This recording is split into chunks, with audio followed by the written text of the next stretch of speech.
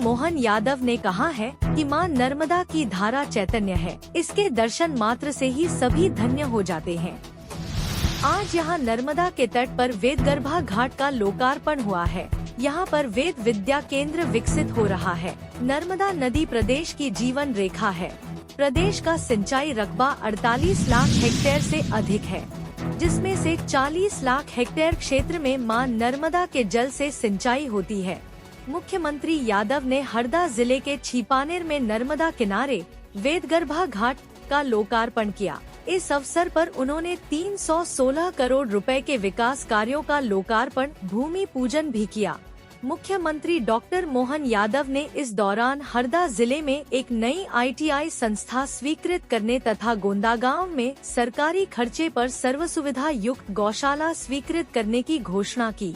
कार्यक्रम में Dara engineering private limited के managing director doctor Pappu Ram Vishnoi ने इस अवसर पर वैदिक विद्या पीठम चिचोट के विकास के लिए 1 करोड़ रुपए देने की घोषणा की। अपने समस्त साथियों की ओर से हम पास रहें या दूर, इकट्ठे रहें या अकेले, महाराज जी की आत्मा हमारी आस्था बनी रहेगी एवं उनके परिचिन हमारे मार्गदर्शक बने रहेंगे। धन्यवाद।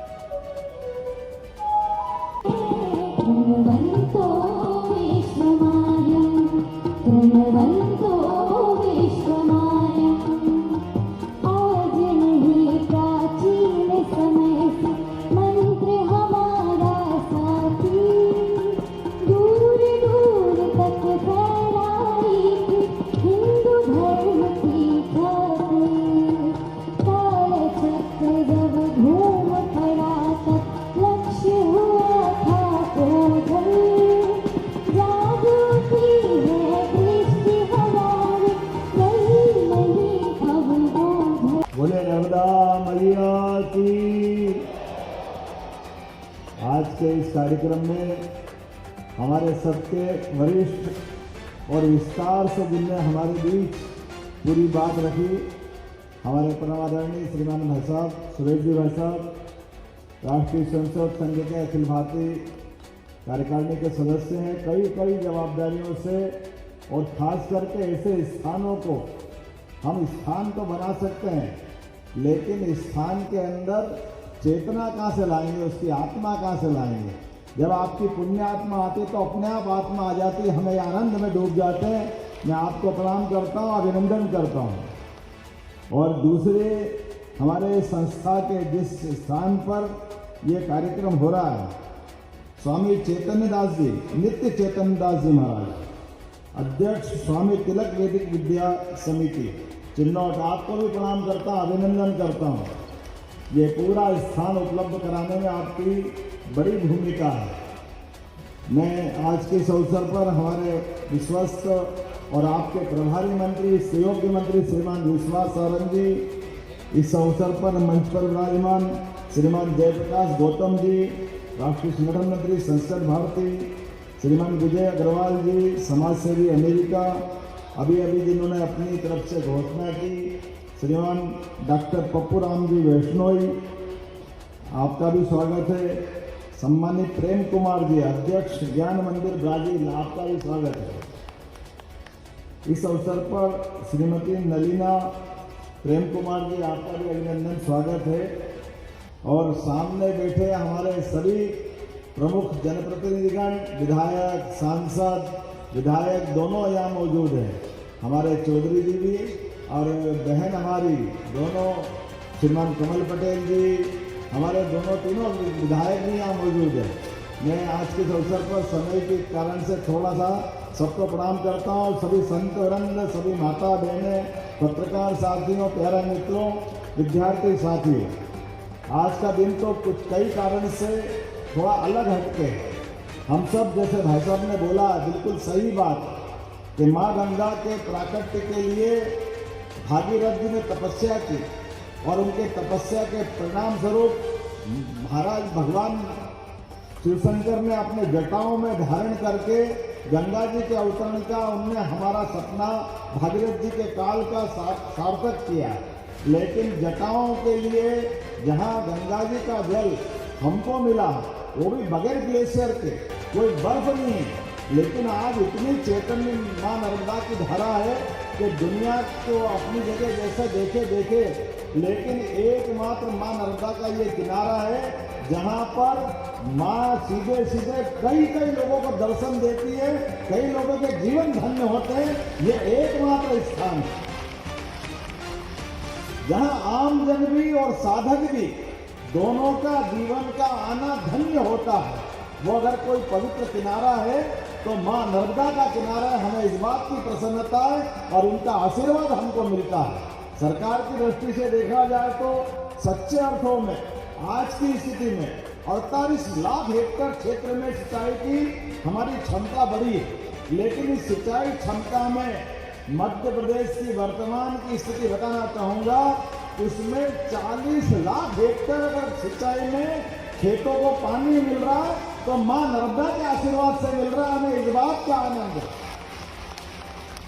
40 लाख हेक्टेयर कोई कल्पना कर सकता है?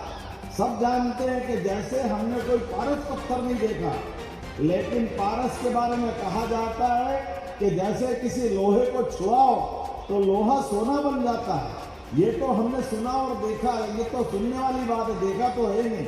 लेकिन सच्चे अर्थों में जहाँ सूखे खेत को पानी मिल जाए, ये बात पक्की है कि वहाँ फसलों के रूप में सोना हो जाता है। इस बात में कोई शक नहीं। आज धान का कटोरा मध्य प्रदेश जिस प्रकार से बना है, और मैं धन्यवाद देना चाहूंगा प्रधानमंत्री नरेंद्र मोदी जी को। जोरदार अभिनंदन करो श्रीमान प्रधानमंत्री नरेंद्र मोदी जी को,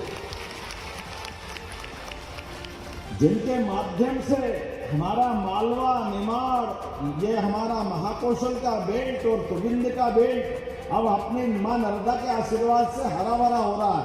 लेकिन बुंदेलखंड, चंबल और पश्चिमी मालवा का जो हिस्सा बचा था, यशस्वी प्रधानमंत्री ने एक नहीं दो नदी जोड़ो अभियान, एक हमारी उत्तर प्रदेश से केन बेतवा और दूसरी पार्वती काली सिंह चंबल योजना, जो 20 साल से राजस्थान के साथ बिना बात के मुकदमा चल रहा था। थोड़ा पानी कम मिलेगा, ज्यादा मिलेगा, ये होगा वो होगा, जबरदस्ती चक्कर में पड़ते मैं जवाबदारी के साथ कहना पड़ेगा कि दुर्भाग्य से कांग्रेस के लोगों को हमारे किसानों के प्रति दया नहीं आती है, इसलिए फालतू के मुकदमेबाजी करते रहिए। मुझे इस बात की प्रसन्नता, जोरदार अभिनंदन नरेंद्र मोदी जी का करो, जिनके माध्यम से 1,75,000 करोड़ की धनराशि ये दोनों नदी जोड़ों के माध्यम से उन्होंने हमको प्रदान की, जिसके माध्यम से अब 1 लाख करोड़ हेक्टेयर में हम सिंचाई कर पाएंगे। 1 लाख करोड़ हेक्टेयर में, किसको कहते हैं 1 लाख करोड़ हेक्टेयर? ये नदी जोड़ो अभियान के माध्यम से लोगों की जिंदगी बदलने का अभियान। वैसे तो आज बहुत सारे कारण से मैं आपको बधाई देना चाह रहा हूँ। जहाँ हम अपना ये कार्यक्रम कर रहे हैं, यहाँ आने के पहले ही लगातार ये वेद गरबा घाट, जिसकी कहानी अभी हमारे संचालक जी ने बताई है, जिसके माध्यम से हमने वेद गरबा का घाट के लोकार्पण के साथ साथ यहाँ 130 करोड़ के लगभग 21 कार्यों का भूमि पूजन किया है। जोरदार अभिनंदन करो, ये बहुत छोटी राशि नहीं होती। और 185 करोड़ की लागत से लगभग हमने 97 अलग अलग प्रकार के कामों का भूमि पूजन किया है। ये एक तरह से दोनों जोड़ लो तो 316 करोड़ के लोकार्पण भूमि पूजन अकेले नहीं हो रहे हैं। जब से सरकार बनी है, सरकार बनने के बाद लगातार एक के बाद एक विकास के नए नए संकल्प माननीय यशस्वी प्रधानमंत्री के नेतृत्व में हमने सबने लिए और आपने देखे भी होंगे क्या क्या नहीं हुआ, कैसे कैसे काम नहीं हुए, और कई जगह चुनौती आई तो रास्ता निकालने का प्रयास भी हमारी सरकार ने किया। आपको याद होगा हरदा में आग लगी, भाई साहब में आग लगी, बड़ी कठिनाई थी कि फटाका फैक्ट्री में जब आग लगी और आग की विकरालता ऐसी थी कि हमारे पास हमने सभी प्रकार के प्रबंधन कर दिए, लेकिन दुर्भाग्य से ये अंदर का ऐसा अपना रास्ता है कि यहाँ पर योग्य प्रकार से आग बुझाने के साधन भी नहीं थे। तो इंदौर, भोपाल, उज्जैन, होशंगाबाद, जहाँ से नर्मदापुरम कहते हैं, सब दूर से फायर ब्रिगेड पहुंचवाई, लेकिन उसके बाद भी आग की विकरालता और घायल और मृत्यु वाले लोगों के लिए लगभग हमने 100 के आसपास एम्बुलेंस भेजी। लेकिन कहीं भी जाओ, कैसे भी जाओ, तो घायलों को ले जाने के लिए 4 घंटे से कम नहीं लग रहा है। लेकिन वो ग्रीन कॉरिडोर बना करके एक एक व्यक्ति की जान बचाने का काम उस समय किया था कि हमारे किसी व्यक्ति के जीवन में अगर कष्ट आ गया तो सरकार को सबसे पहले खड़े होना चाहिए। लेकिन मुझे इस बात का संतोष है, जितना बना उस समय किया। लेकिन उसके अगले महीने पूरे देश में एकमात्र राज्य मध्य प्रदेश है जिसने ये निर्णय किया कि हमारा राज्य भौगोलिक दृष्टि से बहुत बड़ा है और घायल को अगर 4-5 घंटे लग जाए तो बहुत सारी जनहानि होती है। इसलिए एयर एम्बुलेंस लाने का निर्णय हमारी सरकार ने किया कि आने वाले समय में किसी भी आदमी के जीवन में अगर ये कष्ट आ जाए तो जहां हवाई पट्टी है वहां विमान भेजते एयर एम्बुलेंस, और जहां विमान करने का हमारा एयरपोर्ट या हवाई पट्टी नहीं है वहां हेलीकॉप्टर से जान बचाने का काम हमारी सरकार के द्वारा किया जाएगा। ये निर्णय हमारे द्वारा किया। गए जमाना पुराने लोग थे, कांग्रेस के लोग एक तो इतने बड़े वाले हैं कि अपने घर में हेलीकॉप्टर उतारते हैं और हेलीकॉप्टर से जाते हैं। ठीक है, माँ लक्ष्मी की उन पर कृपा होगी, लेकिन दुर्भाग्य से 40-40 साल से लगातार जनप्रतिनिधि हैं, लेकिन किसी गरीब के जीवन में हेलीकॉप्टर की मदद मिल जाए कोई उदाहरण नहीं उनके सामने। और ये हेलीकॉप्टर एक व्यक्ति के लिए पहुंचाते हैं तो 2 लाख से लेकर 5 लाख तक जितना भी खर्चा लगे, हमने कहा पैसा जरूरी नहीं है, गरीब आदमी की जान बचाना जरूरी है। हमने कहा आयुष्मान कार्ड बनाओ, निःशुल्क पहुंचाएंगे हेलीकॉप्टर हवाई। यह हमारी सरकार का निर्णय है, एक एक व्यक्ति की जान बचाने के लिए। और एक नहीं, ऐसे कई प्रकार के। अभी तो परसों 2 दिन पहले जो बजट आया है और बजट की तैयारी हमारी सरकार के द्वारा भी की है कि हमारे यहाँ सच्चे अर्थों में 4 विभिन्न प्रकार की जातियाँ हैं, गरीब, महिला, किसान और युवा। वो चारों वर्ग की बेहतरी के लिए अलग अलग प्रकार के कामों की हमने दिशा बनाई है। भाई साहब, हमने युवाओं के लिए तय किया है 2028 तक 70% से ज़्यादा युवाओं को स्वावलंबी बनाएंगे, अपने बलबूते पर वो रोजगार पाए और उनके जीवन में एक सुख का अलग से छाया आए। ये प्रयास हमने किया गरीबों की जिंदगी अच्छी बनाने के लिए। अभी आपके माध्यम से हमने नेशनल डेयरी डेवलपमेंट बोर्ड के माध्यम से एक तरफ जब खेती की हमारी अच्छी आमदनी होगी, लेकिन सच्चे अर्थों में तो घर घर गाय, तो जिनके घर गाय वो सब गोपाल हुए के नहीं हुए, और जिनके घर गाय का कुल वो घर घर गोकुल।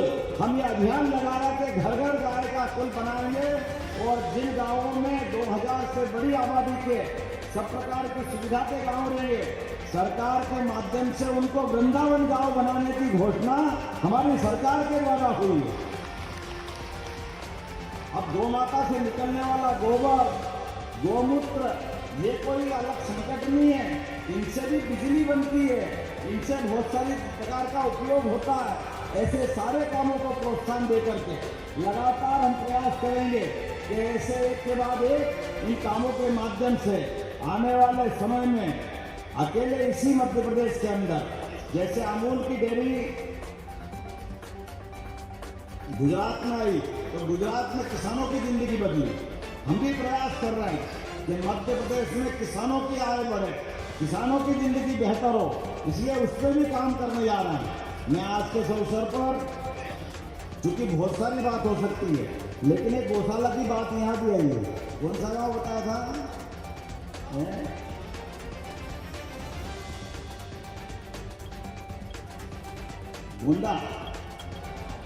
गोंडा गांव मठ। आपने जो कहा निश्चित रूप से वहाँ भव्य गौशाला बनाई जाएगी, सारी व्यवस्था सरकार के द्वारा करेंगे। आज के अवसर पर चूंकि समय की कमी है, लेकिन बहुत सारी मांग भी मुझे बताई है। ये सारी मांग भी मैं मानने के लिए यहीं से घोषणा करता हूँ आपने कहा कि यहाँ हमारे यहाँ ITI नहीं है, तो ITI भी बनाया जाएगा। निश्चित रूप से ITI बनाने की घोषणा करता हूँ। आज के इस अवसर पर पुनः अच्छे कार्यक्रम की बधाई देता हूँ। बहुत बहुत धन्यवाद। भारत माता की जय।